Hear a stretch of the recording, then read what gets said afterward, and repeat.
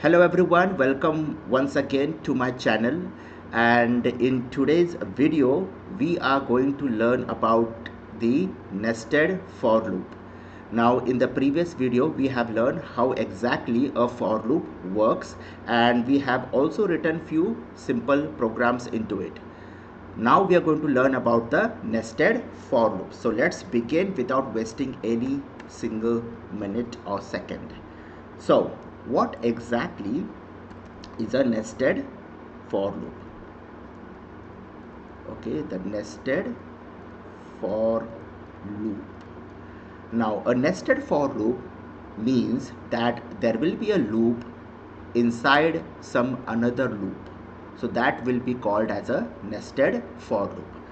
Now for example, I will be just taking a single for loop for now. So for I in, and I say range 5, okay, and then end with a colon, then I will simply print I. So what does this mean? This means that this is the indentation, right? This is very important. So this particular print statement comes inside this for loop. So this print statement, since this is range 5, there will be total 5 iterations. Please remember that. Means it is going to go for 5 times. And this print statement is going to get executed. It will get executed 5 times, right? So simple. Now what happens in a nested for loop? Okay, in a nested for loop, as I said, there will be a loop inside some another loop. So let us take a loop, that is the for loop for I in a range, and I say 1 colon maybe 6. Okay, so the series that will get generated is 1 to 5. Now this is the indentation. Similarly, we had a print statement over here, but now we are going to have another for loop, and please understand that this loop is inside the I loop, and I will call this, name this as a J loop, the variable J, I and J. So J loop is inside the I loop in, and then the range, okay, the range maybe 1 comma 3 and end with a colon. Okay, just a minute. This is in, and now I'm going to say that is, this is the indentation of the J loop, and I say print I comma J. Now what exactly this is going to print? Let us understand. See, this is the outer loop, okay, the outer loop, and this is the inner loop, okay, the inner loop. Now what happens over here? I will take a value 1, since we are going to start with 1, range 1 comma 6. So this is going to take 1. Now please understand, for every iteration of I, that is 1 to 5, the J is going to go 1 to 2. This is 1 comma 3, so obviously it will run 1 2. So for every single iteration of I, this is going to run 1 2, that is twice. Okay, which means when I will be 1, then okay, I'm just going to do it this way. Let me just do this I, and this is J. Okay, so I, the value will be 1, and then it will come inside this loop, and J will be also taken as 1. So J is also 1. Then it goes inside this, and inside the J state loop, the J loop, we have this print statement. So please understand that this print statement comes inside the J loop. Many people get confused with this because of that indentation, because we do not have this indentation mostly in any other programming languages. So you need to understand that this print statement comes inside the J loop, and then I'm printing I and J. Now what is the value of I and J? That is 1 1. So this will be printed on the screen. So simple. And then from here again, since the J loop is yet not over, okay, then the next value of J will be taken. So innermost loop will get over, then the outermost loop. Okay, so J, now the next value of J will be 2. Again it will come down, and it is going to print, it is going to execute this statement, and it will print, that is I will remain 1 as it is because this loop is yet not got over, and j actually became 2. So on the screen it will print 1 space 2 since there is a comma, right? Now this j loop got over. Since it got over from here, now the next value of I will be taken. So I will become now that is 2. Okay, again it is going to come inside, and this loop will run again from 1 to 2. So j will be 1. So on the screen it is going to print 2. Okay, I'll just write over here if this is not visible to you. Okay, I'll delete from here and write the output. It is the same thing that I'm writing over here. So on the screen basically what is going to get printed, 2 and 1, and again then the j, since it has just started 1, so it will go for the second iteration as well. So it will print 2 2, right? Now the j loop got over, then again the next value of I, that is 3. So 3 1 3 2 4 1 4 2 and 5 1 5 2. This will be the output of this particular code. So as you can see, for every single value of I, j is running twice, 1 2. See, you can see this is 2 because twice we are printing the same value of j, I, and then j is 1 2. Therefore I becomes 3, j runs from 1 2 and so on, right? So this is how a nested for loop works. I hope that this is clear. Now what we will do is we will just take a simple program. Let me just shift this aside, and for example, if I do something like this, for I in range and 1 comma 6, then colon, and then I will start innermost loop.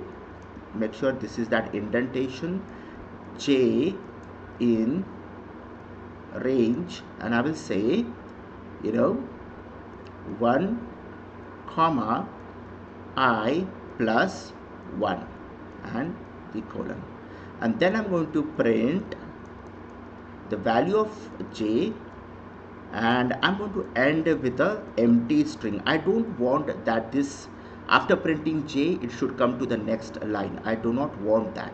Okay, and then now see that indentation. This is the indentation, this is that innermost print statement of the j loop, right?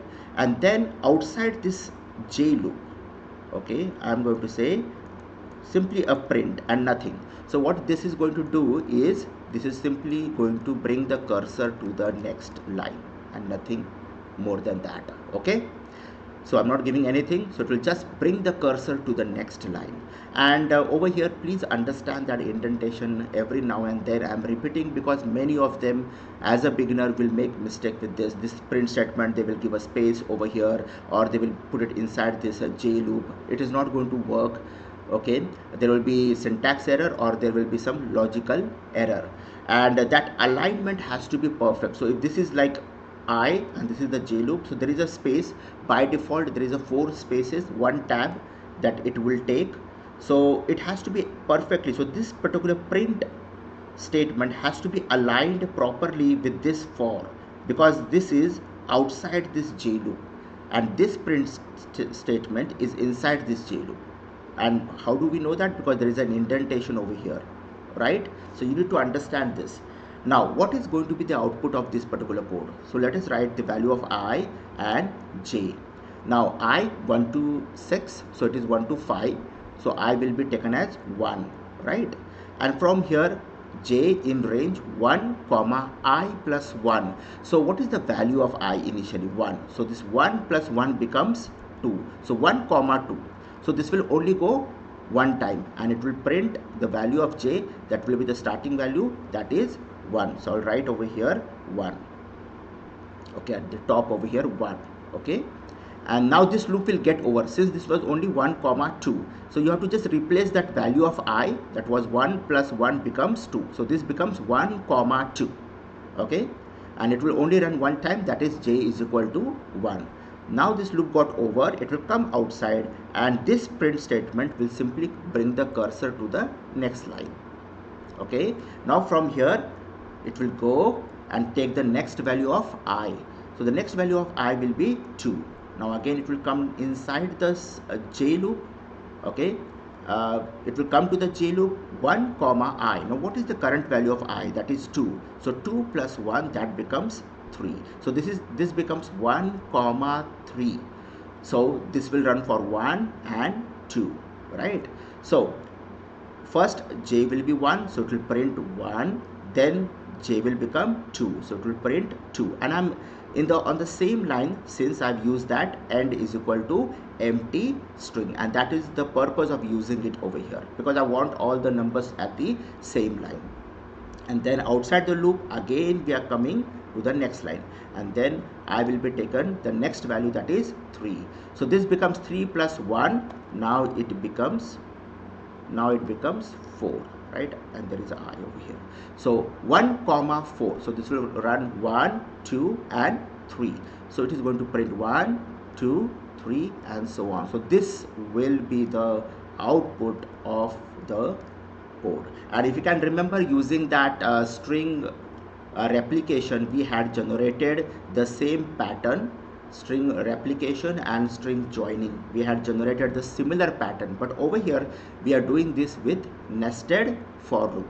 Okay, so I hope that this nested for loop concept is clear, and if you really want to execute this code, let us just go ahead and do that. So I will switch okay, just a minute, I have to start with my VS Code and check whether we have it or not. Okay, so okay, just a minute, let me just, okay, so yeah, there it is, and I'm going to type the same program, that is for I in range, and let us take that first example, 1 comma 6, 1 comma 6, then colon, then for J in range, and that is 1 comma 3, and then I'm going to print I comma J. Okay, and let us run this and see that output. Okay, so this is the output that you can see in front of you, that is starting from here, that is 1 1 1 2, 2 1 2 2, 3 1 3 2, 4 1 4 2 and 5 1 5 2, right? And then we are going to just make these changes, and I'll just simply replace this with I, and over, sorry, that will be 1 comma I plus 1, and I will simply print the value of J, and end is equal to empty string, right? And outside that loop, so I'll press the backspace and come outside the J loop, and then I will use print. So using that backspace, you can come outside the loop. Okay, then if I run this, and you can see that pattern in front of you, right? So simple, and I've just explained the whole thing. But what if, if this is a J, what if I make it as I? So if I keep this as I, so you can remember that I will remain same for J, right? When I is 1, it is going to remain 1 whenever the J loop works. When when I becomes 2, it is going to remain 2 when J is going to run twice. Okay, so what this is going to print? This is going to print this pattern, and that is 1 2 2 3 3 3 times 3, 4 times 4, 5 times 5, as you can see the output over here. Okay, so if you still not got it, please study. I have explained everything, that I value will change only when all the statements will get executed. So I value will remain same till the time the J is executing. So 2 times it is going to print 2, and 3 times it is going to print 3, and so on, right? So I hope that today's video was useful to you, and in the upcoming videos we are going to do a lot of exciting things. We are going to know a lot of tricks in Python, so stay tuned for that. Thank you so much.